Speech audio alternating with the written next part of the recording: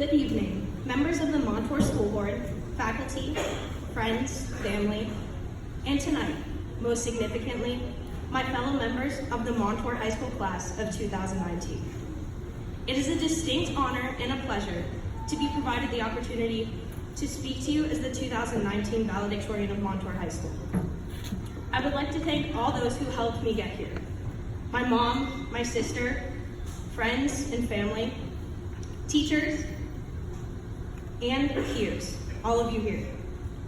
Additionally, I would like to extend my gratitude to not only everyone else in attendance, but to those noteworthy members of our lives who were not able to make it here tonight.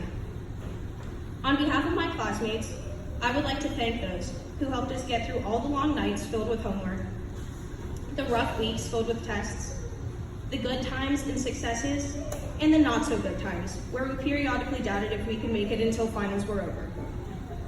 4 years flew by, and now we are here, ready to leave a place that many of us call home. Metaphorically, we have been inside a bubble, big fish in a little pond, and to a degree, stunted of growth. But soon, this will not be the case. These years together have prepared us to hurdle our boundaries and swim into the ocean that is our world, and ultimately continue our growth. So, I pose this question: why don't we? The question, why don't we, has 3 parts. Why? One of the shortest and simplest questions that can be asked.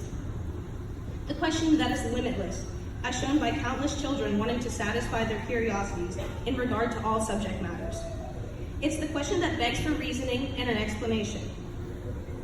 Don't, the contraction for do not, commonly used as a command and can hold a negative connotation, and, ironically, directed at those same children. We, a collective pronoun to show our unity as a group and a class. Separate, these all have their own meanings, but together, they become a call to action.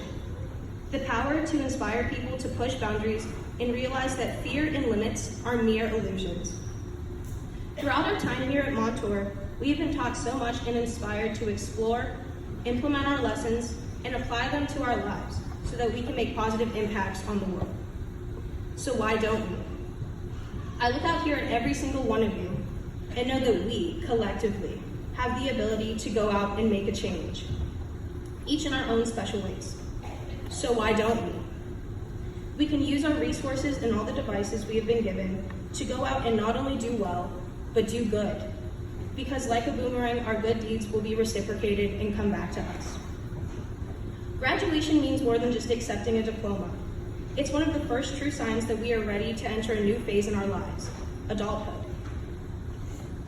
With this next step comes responsibility. The responsibility to be aware of the world around us, speak up, and reach out. We can no longer be bystanders. As teenagers, we often function under the misconception that the duties of being a good citizen or standing up for others is a task for people who seem more qualified or capable of such actions. But I am here to tell you that you are just as qualified and capable. We are just as qualified and capable. We need to look at the opportunities present, whether they be educational, occupational, enlisted, or wherever life may take us, and take advantage of them. There is nothing holding back or limiting us from achieving this. So, why don't we? Why don't we ignore the odds and vault the obstacles that may stand in our way, and just go out and do?